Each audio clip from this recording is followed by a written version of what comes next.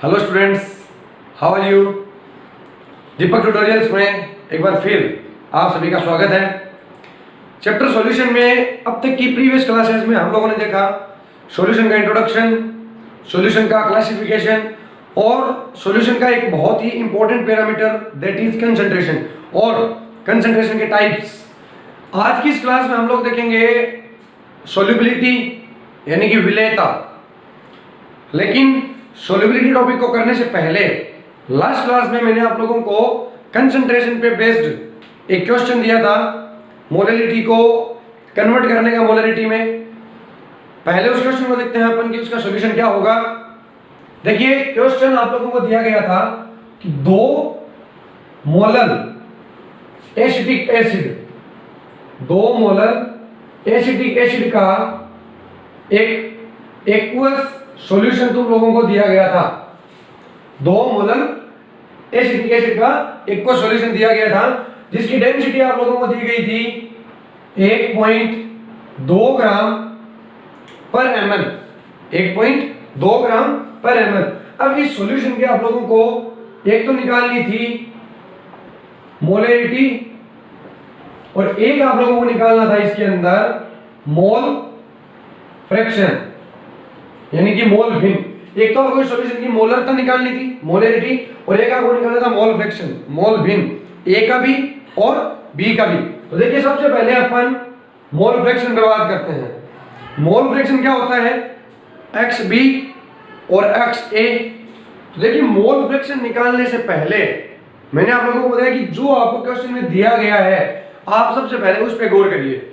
आपको क्वेश्चन में दिया गया 2 मोलर एसिटिक एसिड का एक सॉल्यूशन, मतलब एसिटिक एसिड को पानी में घोल करके सॉल्यूशन बनाया गया। बताइए, मोलल का मतलब क्या होता है। मोलल का मतलब होता है 1 केजी विलायक में, 1 केजी सॉल्वेंट में कितना मोल सॉल्यूट डिसॉल्व है, वो उसकी मोलैलिटी होती है।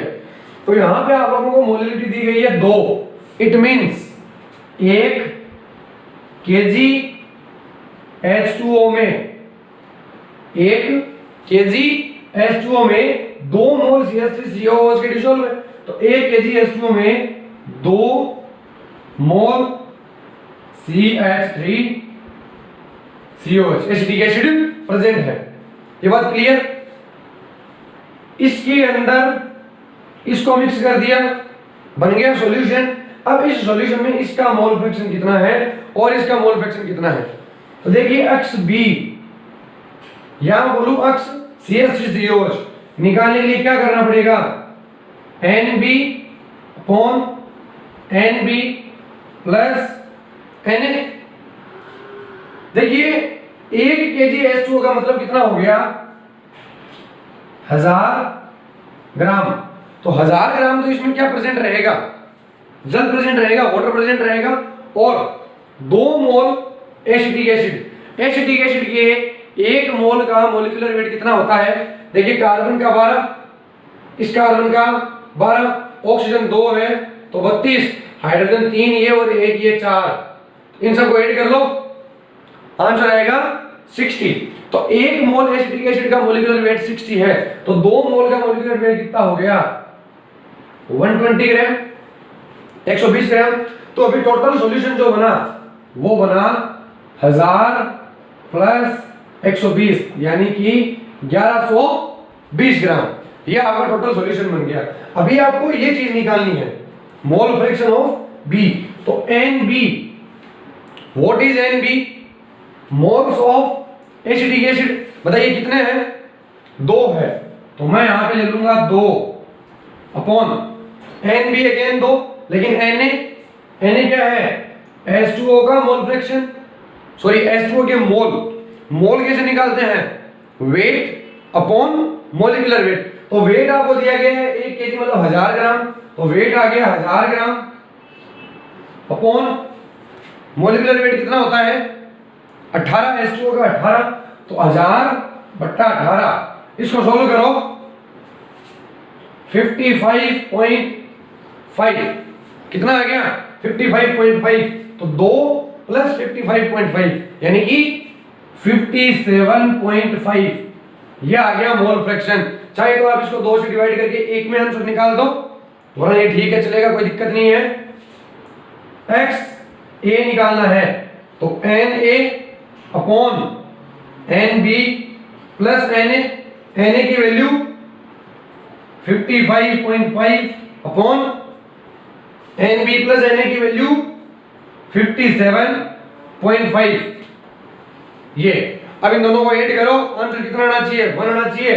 तो 2/57.5 प्लस 55.5/57.5 जब सॉल्व करोगे आंसर 1 आएगा। तो ये इसके अंदर एसिटिक का मोल फ्रैक्शन और ये इसके अंदर वाटर का मोल फ्रैक्शन। क्लियर है ये बात? अभी नेक्स्ट इसी के अंदर अपन को क्या निकालनी थी? एक और चीज, मोलरिटी निकालनी थी। तो मोलरिटी कैसे निकलेगी? देखिए इसी क्वेश्चन के अंदर हम लोग इसकी मोलर पावर निकालते हैं, यानी कि मोलरिटी निकालते हैं। जो चीज निकालनी है उस पर बाद में गौर करना, जो चीज दी गई है उस पर पहले गौर करो। दिया गया है 2 मोलर एसिटिक एसिड का सॉल्यूशन, यानी कि अभी मैंने बताया 1 kg H2O में 2 मोल क्या प्रेजेंट है? Acetic acid. ये बात क्लियर है आपकी? अभी अपन निकाले मोलरता, मोलरिटी। तो मोलरिटी का फॉर्मूला क्या होता है? विलेय के मोल बट्टा विलियन का आयतन, moles of solute upon solution in litre. तो moles of solute NB upon solution in ml, और ऊपर में 1000 से इसको मल्टीप्लाई कर दूंगा। अभी देखिए मोल्स ऑफ सॉल्यूट तो आपके पास कितने हैं? 2 मोल ही है। विलेय के मोल तो आपके पास 2 ही है, तो ये 2 बट्टा सॉल्यूशन आपको चाहिए ml में। सॉल्यूशन आपके पास टोटल है कितना? देखिए 1 kg H2O और 2 मोल CH3COH। 2 मोल का मतलब 120 ग्राम और 1 kg का मतलब 1000 ग्राम। तो 1000 प्लस 120, यानी कि टोटल सॉल्यूशन आपके पास कितना बन गया? 1120, यानी कि 1120 ग्राम आपके पास टोटल सॉल्यूशन है। लेकिन हमको सॉल्यूशन किस में चाहिए? ml में। तो ग्राम से ml में चेंज कैसे करेंगे? ये रही अपनी डेंसिटी। इस डेंसिटी का मतलब क्या है कि 1 ml में 1.2 ग्राम है। 1 ml में 1.2 ग्राम है। हमको ml को ग्राम में चेंज नहीं करना है, हमको ग्राम को ml में चेंज करना है। तो 1 ग्राम में 1/1.2 ml हो जाएगा। क्लियर? ग्राम कितने हैं आपके पास? 1120। तो 1120 ग्राम में ml कितने होंगे? 1120/1.2। क्लियर? और जब आप इसको सोल्व करोगे 966.6 समथिंग आएगा ml में। तो ये 966.6 ml इंटू 1000 ml, सॉरी 1000 से मल्टीप्लाई कर देंगे। ये आपकी मोलरिटी, इसको सोल्व कर लो, आंसर आएगा 2.1। आगे एक डिजिट और निकाल लो, 2.1 मोल पर लीटर। तो ये दोनों क्वेश्चन का आंसर जो मैंने आपको प्रीवियस क्लास में दिए थे। इस सॉल्यूशन की मोल फ्रैक्शन निकालनी थी आपको और मोलरिटी निकालनी थी आपको। तो क्लियर? आज की इस क्लास में हम लोग पढ़ेंगे सोल्यूबिलिटी। तो देखिए नेक्स्ट टॉपिक हमारा सोल्यूबिलिटी, या इसको अपन बोलते हैं विलेयता। देखिए सोल्यूबिलिटी और विलेयता क्या चीज होती है? सबसे पहले जब हम सॉल्यूशन बनाते हैं, विलियन बनाते हैं, तो क्या करते हैं? सॉल्वेंट के अंदर सॉल्यूट को मिलाते हैं। जैसे मान लो मेरे को पानी के अंदर चीनी का सॉल्यूशन बनाना है, तो क्या करूंगा? पानी लूंगा, उसके अंदर चीनी डाल लूंगा, उसको मैंने घोल दिया, सॉल्यूशन बन गया। अभी सोल्यूबिलिटी ये है कि वो चीनी उस पानी के अंदर घुल रही है, सॉल्यूशन बन रहा है। उस चीनी का पानी के अंदर डिजोल्व होने की जो प्रॉपर्टीज है, जो फिनोमिना है, उसी को अपन क्या बोलते हैं? उसकी सोल्यूबिलिटी बोलते हैं, विलेयता बोलते हैं। क्लियर? अलग अलग टाइप की सोल्यूबिलिटी होती है कि हम क्या क्या चीज डिजोल्व कर रहे हैं। मैंने वाटर लिया, यानी मैंने लिक्विड लिया, उस लिक्विड के अंदर मैं क्या डिजोल्व कर रहा हूं? सॉलिड भी डिजोल्व कर सकता हूं, लिक्विड भी डिजोल्व कर सकता हूं, और गैस भी डिजोल्व कर सकता हूं। तो सोल्यूबिलिटी भी अलग अलग टाइप की होती है। तो सबसे पहली सोल्यूबिलिटी जो अपन आज करने जा रहे हैं वो होगी solid in liquid. Solid in liquid यानी कि द्रव में ठोस की विलेयता, द्रव में ठोस की विलेयता। तो देखिए सॉलिड की लिक्विड में सोल्यूबिलिटी यानी कि द्रव में ठोस की विलेयता क्या चीज होती है। देखिए मेरे पास मैंने यहां पे एक कोई भी एक कंटेनर लेके रखा है, इसके अंदर मैंने मान लो सपोज 100 ml ले लिया H2O, 100 ml H2O ले लिया। टेम्परेचर मैंने इसका रूम टेम्परेचर रखा हुआ है, मैंने इसको कोई टेम्परेचर नहीं दिया अलग से, मैंने ओनली रूम टेम्परेचर रखा हुआ है। इसके अंदर मैं ऐड कर दे रहा हूं क्या चीज, शुगर। शुगर मैंने इसके अंदर ऐड कर दी। पानी कितना था 100 ml। अभी मैंने एक दूसरा कंटेनर लिया, इसके अंदर भी मैंने क्या डाल दिया 100 ml H2O डाल दिया। टेम्परेचर इस कंटेनर का भी वही है जो इसका था। अभी मैंने इसके अंदर डालना स्टार्ट करा सॉल्ट, नमक डाल रहा हूं मैं NaCl। देखिए मैं शुगर डालता चला गया, मैंने 2 ग्राम 5 ग्राम 10 ग्राम 20 ग्राम डाल दी। 20 ग्राम के बाद में यहाँ पे 100 ml पानी बहुत कम होता है, कोई ज्यादा नहीं होता, तो उसके अंदर 20 ml चीनी डाली, वहां तक घुल रही थी। मैंने 20 ग्राम के बाद 25 ग्राम भी डाल दी, 30 ग्राम भी डाल दी, 30 ग्राम चीनी इसके अंदर घुल गई। अब मैं जब और चीनी डालूंगा तो वो डिसॉल्व होनी बंद हो जाएगी, उसके लिए मेरे को पानी को गर्म करना पड़ेगा। तो हाईएस्ट एक एग्जांपल मतलब एक अप्रोक्सीमेट वैल्यू दे रहा हूं आप लोगों को कि 100 ml के अंदर हाईएस्ट कितनी चीनी घुल गई, सपोज 30 ग्राम घुल गई, इससे ज्यादा चीनी और नहीं घुल सकती। अब मैं आता हूं नमक के ऊपर, मैंने नमक डालना स्टार्ट करा, 5 ग्राम 10 ग्राम 20 ग्राम 30 ग्राम डाल दिया, लेकिन 30 ग्राम के बाद और भी मैं डाले जा रहा हूं। मैंने 40 ग्राम डाल दिया, 50 ग्राम डाल दिया, 50 ग्राम नमक इसके अंदर एकदम आराम से घुल गया। दोनों के अंदर मैंने क्या लिया हुआ था H2O, कितना कितना लिया हुआ था 100 ml। दोनों का टेम्परेचर क्या था फिक्स था, लेकिन चीनी उसके अंदर 30 ग्राम ही घुल पाई और नमक उसके अंदर 50 ग्राम घुल गया। तो ये होती है सोल्यूबिलिटी।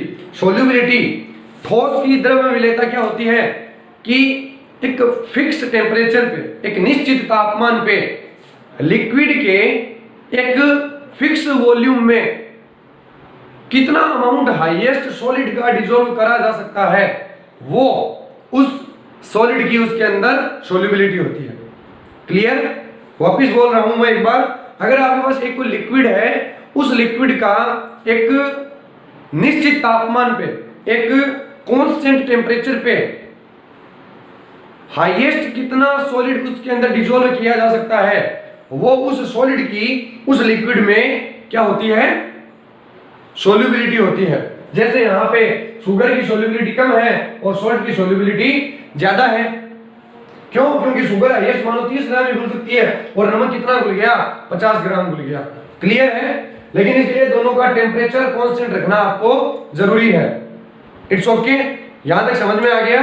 अभी आगे देखिए, क्या 100 ml पानी के अंदर हाईएस्ट अपन 30 ग्राम चीनी ही घोल सकते हैं क्या, या ज्यादा भी घोल सकते हैं?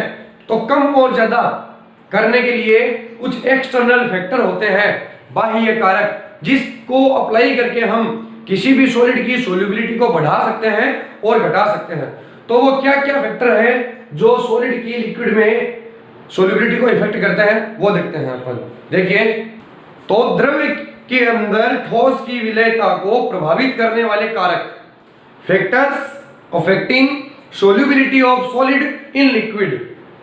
देखिए, सबसे पहला जो फैक्टर होता है, इसके अंदर ज्यादा कुछ मेरे को लिखने की नहीं जरूरत पड़ेगी, ओनली लैंग्वेज फॉर्म से ही आप लोगों को समझ में आ जाएगा। तो देखिए, पहला जो फैक्टर होता है वो फैक्टर है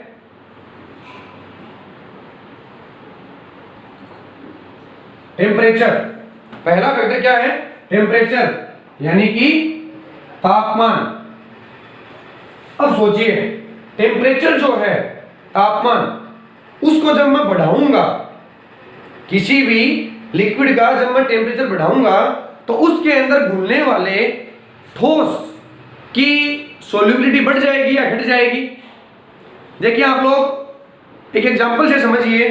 मेरे पास एक गिलास है जिसके अंदर मैंने ठंडा पानी लिया हुआ है। उस ठंडे पानी के अंदर मैं चीनी घोल रहा हूं, घोल दी चीनी। अभी मैंने उतना ही पानी एक दूसरे गिलास में लिया, लेकिन वो पानी गर्म है। उस गर्म पानी के अंदर मैं चीनी घोल रहा हूं। ज्यादा चीनी कौन से वाले पानी में घुल सकती है, ठंडे वाले में या गर्म वाले में? गर्म वाले में। देखिए जब हमारे घर में कोई मिठाई का काम होता है, हलवाई बैठते हैं, तो वो लोग चाशनी बनाते हैं। देखी होगी आप लोगों ने चाशनी बनते टाइम वो क्या करते हैं, एक कढ़ाई होती है, उसके अंदर पानी लेते हैं। वो पानी हाईएस्ट कितना लेते हैं बताइए? 1 बाल्टी पानी वो मैक्सिमम डालेंगे उसके अंदर। ज्यादा जरूरत पड़ने पर मान लो 1.5 बाल्टी पानी की मिला दी। अब उस 1.5 बाल्टी पानी के अंदर 50-50 किलो चीनी की एक पूरी बोरी को उड़ेल देते हैं उसके अंदर और उसको घोलते हैं। अब आप सपोज करिए, क्या आपके पास ठंडे पानी की 1 बाल्टी पानी है, 1 बाल्टी पानी है ठंडी, उसके अंदर आप 1 बोरी चीनी कभी घोल सकते हो क्या? कभी नहीं घोल सकते।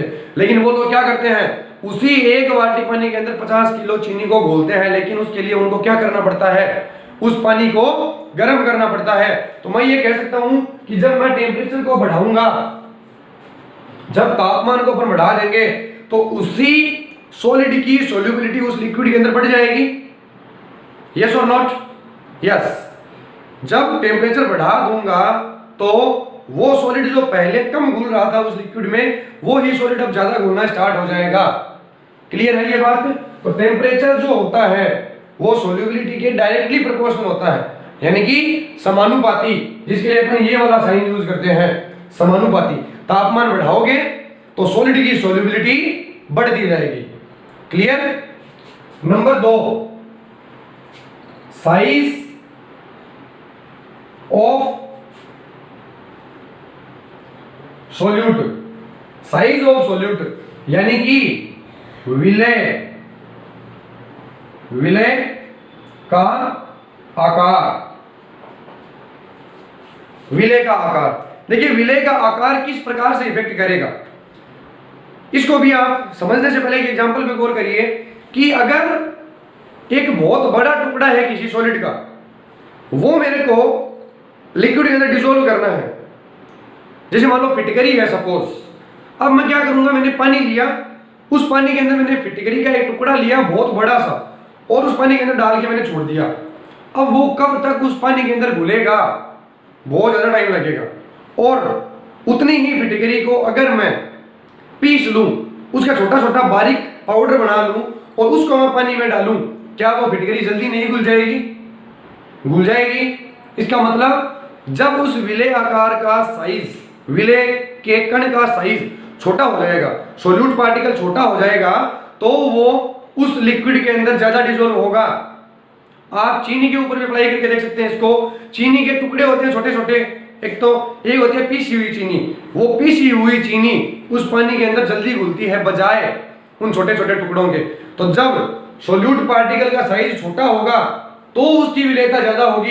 इसका मतलब साइज ऑफ सोल्यूट जो है वो इनवर्सली प्रोपोर्शनल होता है सोल्यूबिलिटी के, यानी कि व्युत्क्रमानुपाती, जिसके लिए आप इस वाले साइन का यूज करते हो 1 में लगा करके। तो ये होती है व्युत्क्रमानुपाती, इनवर्सली प्रोपोर्शनल। अभी factor number 3, nature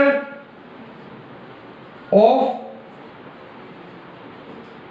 solute and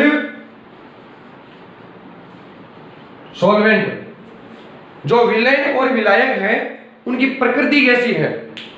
देखो प्रकृति का मतलब ये होता है कि कई सॉल्वेंट ऐसे होते हैं जो पोलर होते हैं। पोलर यानी कि ध्रुवीय, उनके ऊपर पॉजिटिव और नेगेटिव पोल होते हैं। और कई विलायक सॉल्वेंट ऐसे होते हैं जो नॉन पोलर होते हैं, उसके ऊपर में पॉजिटिव और नेगेटिव कोई पोल नहीं होता। जैसे पानी एक सॉल्वेंट है, पानी के अंदर हम कोई भी चीज विलय कर सकते हैं। पानी क्या होता है? H2O, और H2O H positive OH negative होता है। H2O के अंदर क्या है? H2O के अंदर है H पॉजिटिव OH निगेटिव, इन दोनों से मिलकर के ही तो H2O बनता है। तो H2O जो विलायक है वो पोलर है कि नहीं है? वो पोलर है। क्लियर है बात? और एक बेंजीन होती है C6H6, बेंजीन भी एक बहुत अच्छी सॉल्वेंट है, विलायक है, जिसके अंदर भी आप बहुत सारी चीजें क्या कर सकते हो? मिक्स कर सकते हो। ये पोलर है, ये नॉन पोलर है। तो इसी प्रकार जैसे सॉल्वेंट पोलर और नॉन पोलर होता है, वैसे ही सोल्यूट पार्टिकल्स भी पोलर होते हैं और नॉन पोलर होते हैं। वो भी आयनों के अंदर टूट जाते हैं और आयनों के अंदर नहीं टूटते। जैसे मेरे पास एक सोल्यूट है NaCl, तो बताइए NaCl में क्या है? Na प्लस है, Cl माइनस है, आराम से घुल जाएगा। किसके अंदर? H2O के अंदर, C6H6 में नहीं घुलेगा। यहां पे आप लोग एक बहुत ही इंपॉर्टेंट स्टेटमेंट केमिस्ट्री का याद रखना, जो आप लोगों के नॉट ओनली 12th में आगे तक काम आएगा। Like dissolves like, like dissolves like, समान समान को घोलता है। यानी कि जो ध्रुवीय होगा, जो पोलर होगा, वो पोलर को अपने अंदर घोलेगा, और जो नॉन पोलर होगा वो नॉन पोलर को अपने अंदर घोलेगा। यानी कि अगर मैं इस NaCl को C6H6 में घोलूं और H2O में घोलूं, ये ज्यादा किस में घुलेगा? तो ये ज्यादा घुलेगा H2O के अंदर। क्यों? क्योंकि ये भी पोलर है, ये भी पोलर है, ये नॉन पोलर है। तो नॉन पोलर के अंदर कौन घुलेगा? जो नॉन पोलर होगा। और पोलर के अंदर कौन घुलेगा? जो पोलर होगा। ये बात क्लियर? तो ये कुछ फैक्टर्स होते हैं एक्सटर्नल, जिनको अप्लाई करके हम लोग किसी भी सॉलिड की लिक्विड के अंदर सोल्युबिलिटी को इंक्रीज और डिक्रीज कर सकते हैं, बढ़ा और घटा सकते हैं। क्लियर है? सोल्युबिलिटी क्या चीज होती है? किसी निश्चित तापमान पर, किसी कांस्टेंट टेम्परेचर पर किसी लिक्विड के अंदर हाईएस्ट कितना सॉलिड डिसॉल्व हो सकता है, वो उस सॉलिड की सोल्युबिलिटी होती है उस लिक्विड के अंदर। और इस सोल्युबिलिटी को हम बढ़ा सकते हैं। कैसे? एक नंबर टेम्परेचर से, आप टेम्परेचर बढ़ा दो, सोल्युबिलिटी बढ़ जाएगी। नंबर 2, उस सोल्यूट का साइज छोटा करके, आप सोल्यूट का साइज छोटा कर दो, उसकी सोल्युबिलिटी बढ़ जाएगी। और नंबर 3, वो जिस नेचर का है सोल्यूट, अगर वो पोलर है तो उसको पोलर में घोलो, ज्यादा डिसॉल्व होगा, और अगर नॉन पोलर है तो नॉन पोलर में घोलो, ज्यादा डिसॉल्व होगा। इसी टाइप से जैसे सॉलिड इन लिक्विड है, इसी टाइप से होता है गैस इन लिक्विड। यानी कि आपका सॉल्वेंट तो रहेगा लिक्विड, लेकिन इसके अंदर आपको डिसॉल्व करनी है इस बार क्या? गैस हो जाएगी डिसॉल्व। उसको भी कई फैक्टर होते हैं जो इफेक्ट करते हैं। तो क्या क्या फैक्टर हैं उनके बारे में देखते हैं। नंबर 2, गैस इन लिक्विड, यानी कि द्रव में गैस की विलेयता, गैस की द्रव में विलेयता। यानी कि आपके पास है तो एक लिक्विड ही, लेकिन उस लिक्विड के अंदर आप लोग क्या करने जा रहे हो? इस बार गैस घोलने जा रहे हो। देखिए कोई भी gas N2, CO2, O2, XYZ जो भी गैस है, वो सारी की सारी गैस हर एक लिक्विड के अंदर घुलती है, ये श्योर है। हाँ, कोई गैस कम घुलेगी, कोई गैस ज्यादा घुलेगी, लेकिन घुलती सारी है। यहां पर एक बहुत ही इंपॉर्टेंट टर्म है जो आप लोगों को पढ़नी है, जिसको हम लोग बोलते हैं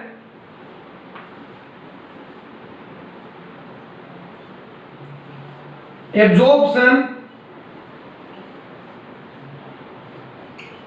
कोएफिशिएंट, अवशोषण गुणांक,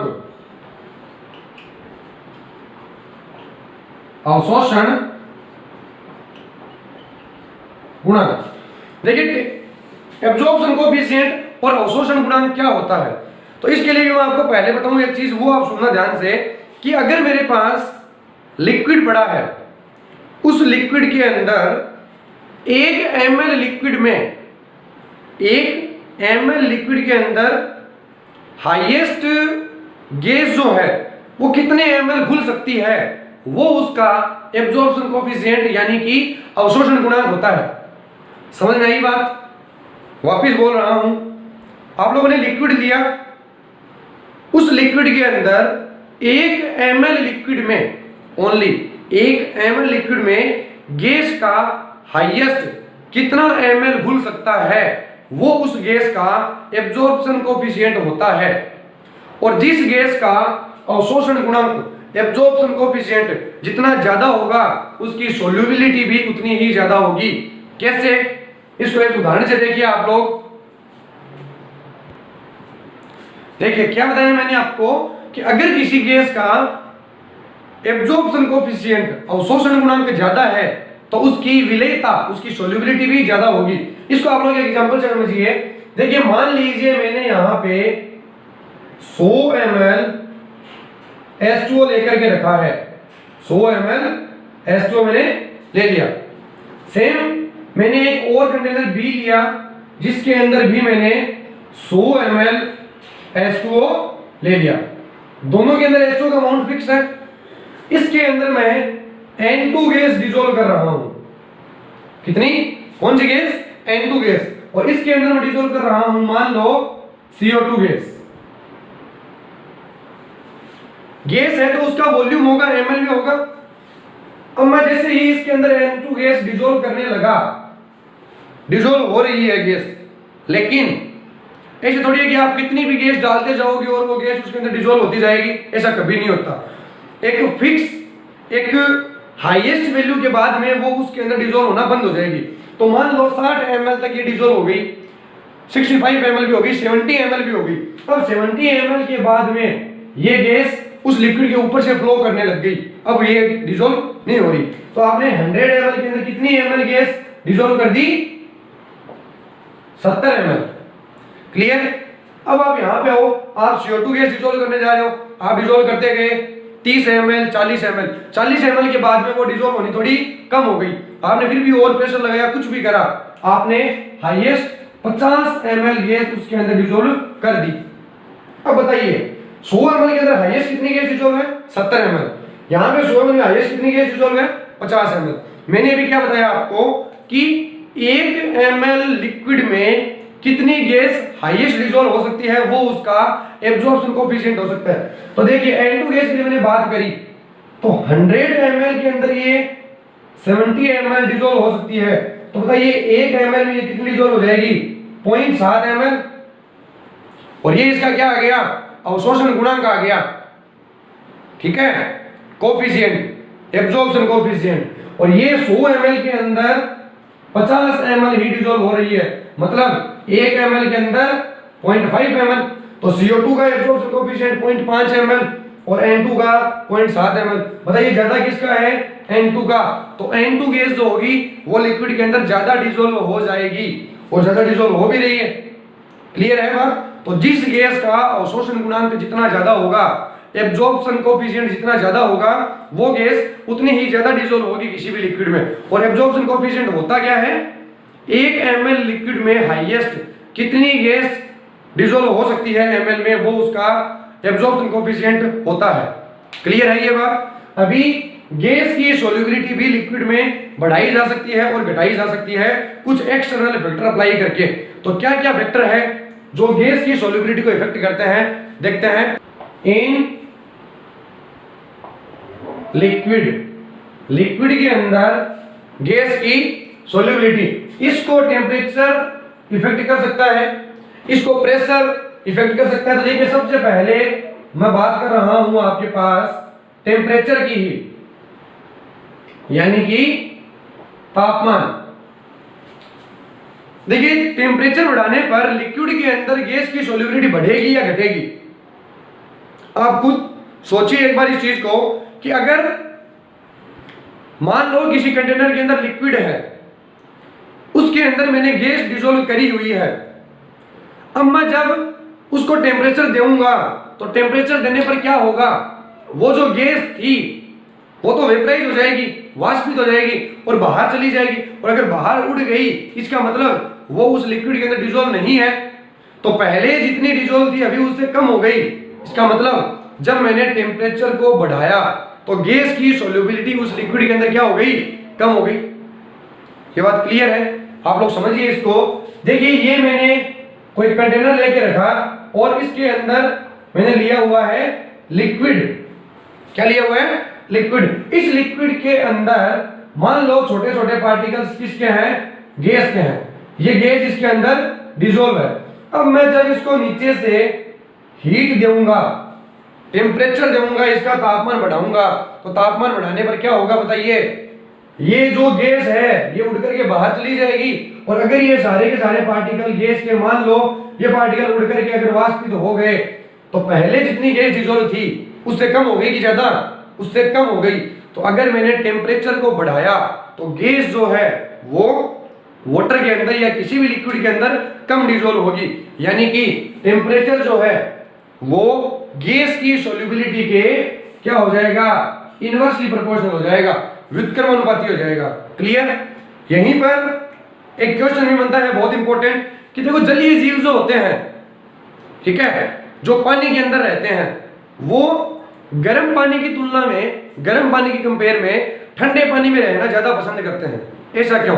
जैसे मान लो मछली है, मेंढक है, और भी बहुत सारे ऐसे एनिमल है जो कि पानी में रहते हैं, वहीं पे अपना लाइफ स्पेंड करते हैं, तो वो लोग ठंडे पानी में रहते हैं बजाय गर्म पानी के। ऐसा क्यों? देखिए, उनको सांस के लिए जो O2 चाहिए होती है वो कहां से मिलती है, पानी से मिलती है। इसका मतलब पानी के अंदर O2 गैस प्रेजेंट है। अब देखिए, अगर पानी आपका कोल्ड है, ठंडा पानी है, तो उसके अंदर O2 जो है वो ज्यादा डिसॉल्व रहेगी।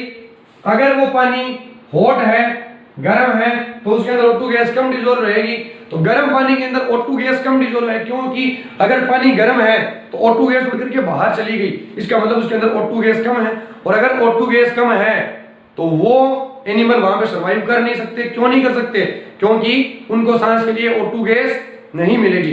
तो इस एग्जांपल से आप लोग समझ जाओगे कि टेम्परेचर बढ़ाने पर गैस की विलेयता द्रव में कम हो जाती है। एक और एग्जांपल दे रहा हूं मैं तुम लोगों को। देखिए, गर्मी के सीजन में हम सभी लोग generally soft drinks, cold drinks जो आती है वो पीते हैं। अब कभी भी हम कोल्ड ड्रिंक लेते हैं तो दुकानदार को जाके क्या बोलेंगे, भाई साहब एक स्प्राइट देना, एकदम चिल्ड मांगते हैं। चिल्ड स्प्राइट, चिल्ड क्यों मांगते हैं? क्या कभी हम ये जाकर के कहते हैं कि हमको एक गर्म थम्स अप की बोतल दो? नहीं, क्योंकि उस स्प्राइट में, उस थम्स अप में जितनी भी कोल्ड ड्रिंक्स आती है उसमें सब में जो टेस्ट होता है उस लिक्विड का नहीं होता, उस कोल्ड ड्रिंक के अंदर CO2 गैस डिसॉल्व रहती है, उसका होता है। तो वो CO2 गैस, अगर वो कोल्ड ड्रिंक चिल्ड है, ठंडी है, तो ज्यादा रहेगी डिसॉल्व, आपको टेस्ट बढ़िया आएगा। और अगर वो गर्म है तो उसके अंदर CO2 गैस ज्यादा डिसॉल्व नहीं है, और ज्यादा डिसॉल्व नहीं है तो आप लोगों को टेस्ट खराब आएगा। इसलिए हम लोग कभी भी, आप लोग नहीं, मैं भी, अगर कभी भी ठंडा पीने की इच्छा होती है, कोल्ड ड्रिंक पीने की इच्छा होती है, तो हम क्या बोलते हैं, चिल्ड बोतल दीजिए। चिल्ड बोतल का मतलब ठंडी है, टेम्परेचर कम है, और टेम्परेचर कम है तो उसके अंदर गैस ज्यादा डिसॉल्व है, और गैस ज्यादा डिसॉल्व है तो वो ज्यादा टेस्टी है। तो टेम्परेचर का इफेक्ट समझ में आया आप लोगों को गैस के ऊपर। आगे इफेक्ट नंबर 2, प्रेशर का इफेक्ट। देखिए नंबर 2, प्रेशर यानी कि दाब। प्रेशर यानी कि दाब। देखिए, दाब अगर मैं बढ़ाऊंगा, प्रेशर अगर बढ़ाऊंगा, तो गैस की सॉल्युबिलिटी लिक्विड के अंदर बढ़ जाएगी। कैसे बढ़ेगी? देखिए, यहां तक, इस वॉल्यूम तक आप लोगों ने पानी लिया हुआ है, इसके अंदर आप लोगों ने डिसॉल्व करी हुई है गैस। क्या डिसॉल्व करी हुई है? गैस। अब मैं अगर पिस्टन लगा करके यहां पे और इसमें प्रेशर लगाऊं, तो प्रेशर लगाने पर क्या होगा, वॉल्यूम कम हो जाएगा, तो गैस इसके अंदर ज्यादा डिसॉल्व हो जाएगी। समझ में आ गई ये बात? तो अगर प्रेशर बढ़ाएंगे तो किसी भी गैस की विलेयता लिक्विड के अंदर बढ़ जाएगी। गैस की विलेयता को प्रभावित करने का जो फैक्टर है प्रेशर, उसके रिलेशन में एक बहुत ही इंपॉर्टेंट लॉ दिया गया है, नियम दिया गया है, जो दिया था हेनरी ने, जो नियम दिया था हेनरी ने। तो यहां पे एक बहुत ही इंपॉर्टेंट टर्म्स आप लोगों को पढ़नी है, हेनरी नियम। हेनरी नियम या हेनरी लॉ। हेनरी लॉ किसके लिए है? सबसे पहले आप ये देखिए, तो हेनरी लॉ है कि प्रेशर को बढ़ाने पर गैस की सॉल्युबिलिटी किस टाइप से इफेक्ट करेगी। देखिए आप लोग, तो हेनरी ने ये बताया कि यहां पर आप लोगों ने ये पिस्टन है आपके पास, जिसमें यहां तक आप लोगों के पास है लिक्विड और यहां पे आपके पास है गैस जो कि डिसॉल्व नहीं है, क्योंकि आपको जनरली पता है कि अगर मैं किसी लिक्विड के अंदर गैस को डिसॉल्व करूंगा और वो ढंग से डिसॉल्व नहीं होती तो वो गैस लिक्विड के ऊपर क्या करती रहेगी, फ्लो करती रहेगी। अब अगर मैं इसके ऊपर एक्सटर्नल प्रेशर अप्लाई कर दूं, मैंने प्रेशर P अप्लाई कर दिया, तो जैसे ही मैंने प्रेशर P अप्लाई करा ये गैस इस लिक्विड के अंदर क्या हो जाएगी, डिसॉल्व हो जाएगी।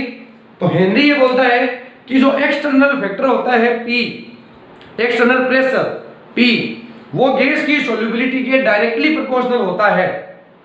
क्लियर है बात? देखिए पहले यहां पे ओनली लिक्विड था, इस लिक्विड के अंदर कोई गैस नहीं थी, तो गैस का कोई मोल फ्रैक्शन भी नहीं था। अभी जब गैस इसके अंदर आ जाएगी तो लिक्विड के अंदर गैस का एक सॉल्यूशन बन जाएगा और उस सॉल्यूशन के अंदर सॉल्वेंट का भी कुछ ना कुछ मोल फ्रैक्शन है और सॉल्यूट का भी कुछ ना कुछ मोल फ्रैक्शन है। तो हेनरी ये बोलता है मैथमेटिकली कि जो P है, P यानी कि वो प्रेशर जो यहां पे लगाया गया है वो P डायरेक्टली प्रोपोर्शनल है इस गैस के मोल भिन्न के, मोल फ्रैक्शन के। भाई पहले यहां पे गैस का मोल फ्रैक्शन कुछ नहीं था, लेकिन अभी मोल फ्रैक्शन हो रहा है, तो जैसे जैसे अपन दाब बढ़ाते रहेंगे मोल फ्रैक्शन भी गैस का क्या होता जाएगा, बढ़ता जाएगा।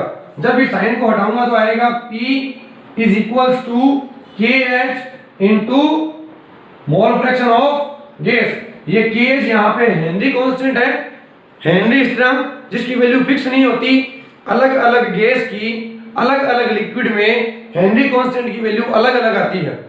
ये बात क्लियर? मोल फ्रैक्शन कैसे निकलता है? जिसका मोल फ्रैक्शन निकालना है उसका मोल ऊपर, पूरे सॉल्यूशन का मोल नीचे। तो P is equals to KH into moles of gas upon moles of gas plus moles of liquid. ये होता है हेनरी का नियम। आप लोगों को एनसीईआरटी में ओनली हेनरी का नियम ही याद रखना है, उसका मैथमेटिकली तरीका याद रखना है, इसके ऊपर में कोई भी क्वेश्चन कभी नहीं आता। क्लियर? अब हेनरी के लॉ की एप्लीकेशन क्या क्या है प्रैक्टिकली, ये कहां कहां पे अपने काम आती है, तो कुछ एक दो एप्लीकेशंस है जो मैं आपको बता रहा हूं, उनको देखिए आप लोग। देखिए पहली एप्लीकेशन में बता रहा हूं आपको, कोल्ड ड्रिंक्स। कोल्ड ड्रिंक्स में CO2 की डिसोल्यूशन यानी कि विलेयता। अभी मैंने आपको थोड़ी देर पहले बताया टेम्परेचर के इफेक्ट में कि कोल्ड ड्रिंक के अंदर जो टेस्ट होता है ज्यादातर वो किसका होता है, CO2 गैस का। अब उस गैस को जितनी ज्यादा डिसोल्व करेंगे अपन उतना ज्यादा टेस्ट आएगा। तो जब भी कोई कोल्ड ड्रिंक बनती है, कोई भी सॉफ्ट ड्रिंक बनती है, तो उसके ऊपर जो केप लगती है उसको हाई प्रेशर पे बंद किया जाता है। हाई प्रेशर का मतलब कि जितना ज्यादा प्रेशर लगाएंगे उतनी ज्यादा CO2 उसके अंदर घुली हुई रहेगी।